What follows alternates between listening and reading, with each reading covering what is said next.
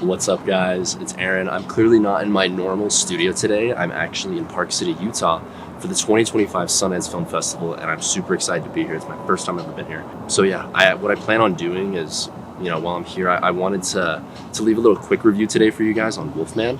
But I plan on doing my deeper analysis again when I get back home and have time to edit on these films that I watch at Sundance. So I just watched my first film last night, but we have about 9 to go. So I'm gonna have a lot of options, and good news is I'll have like an early head start. So hopefully I get the review out before the movie comes out, so you can know what to anticipate, I guess, a little bit more. But anyway, that being said, I'm doing a quick review on Wolfman today, and I hope you guys like it. It's also, I'm doing this out in public, which is kind of weird for me. I've never done this before, so yeah, we'll see how it goes. So anyway, what Wolfman's about, it's about a man named Blake who is married to a woman named Charlotte, and they have a daughter named Ginger. And Blake grew up in rural Oregon with his single dad, and when he was a child he had a very close encounter with his father with a wolfman, which is pretty much a werewolf. Anyway, years later he's living with his wife and daughter, and he hasn't seen his father in years, and he gets a letter saying that his father, who had been missing for a really long time,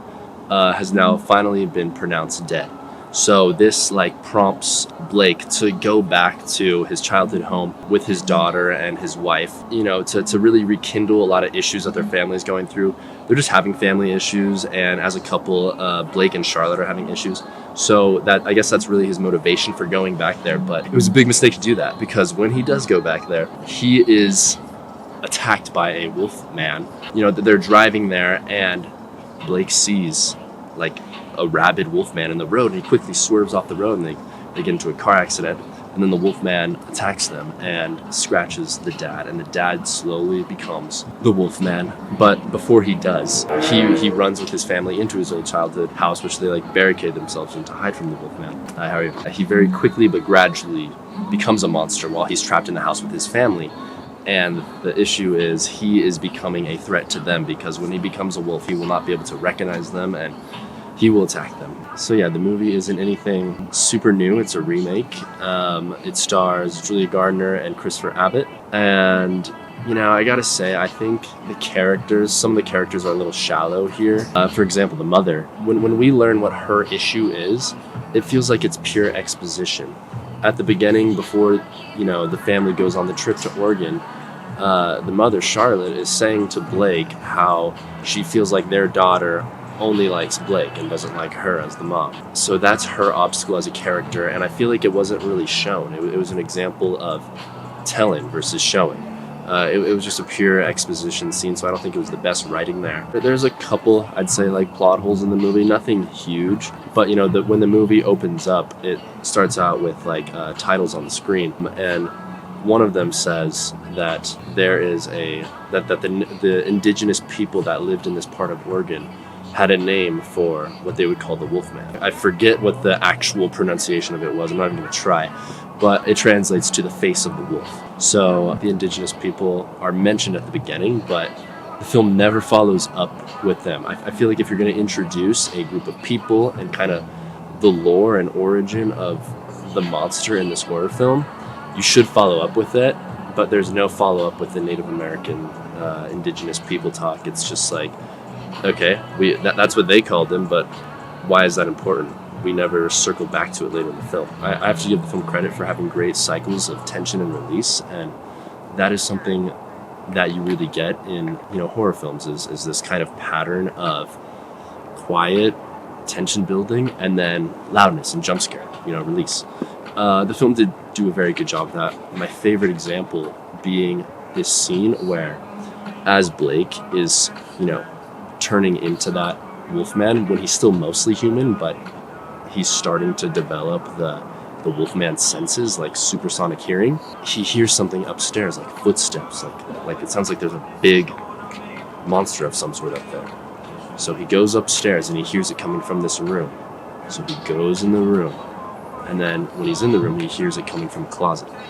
He opens the closet door, he goes in there, and it's just a spider making these giant footsteps. And I think that was a great example of the director misleading us You know, I haven't seen an example quite like that, so I think that's probably my favorite part of the film. But you know, there are some good callbacks.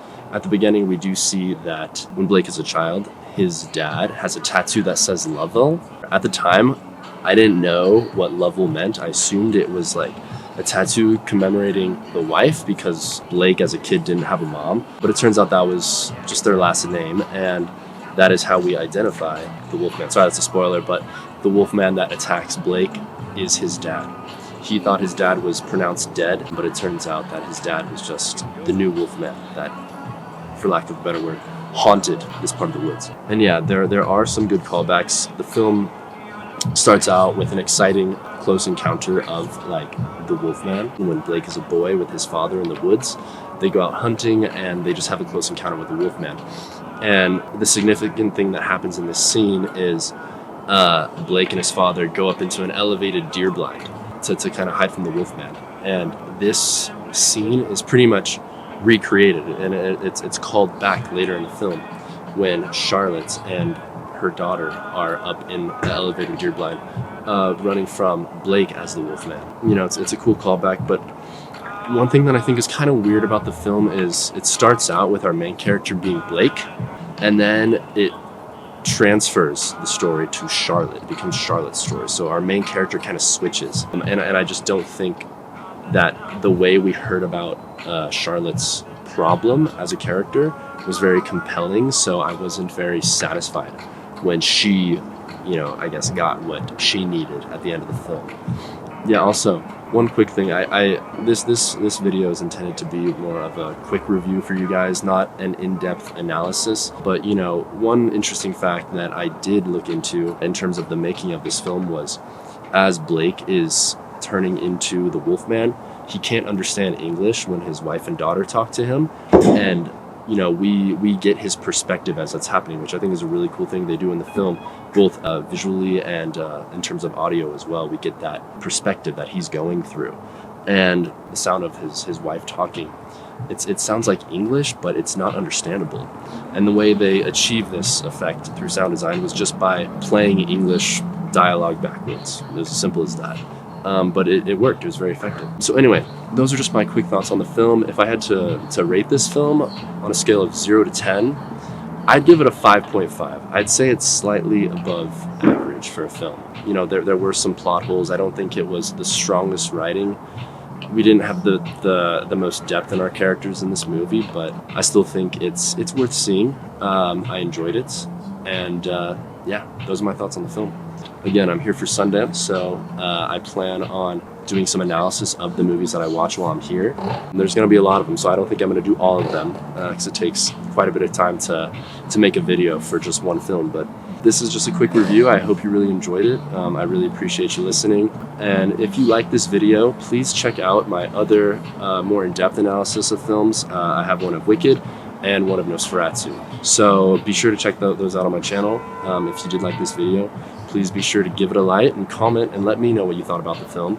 And also please consider subscribing to the channel. I'd really appreciate it. So thanks guys. Take care.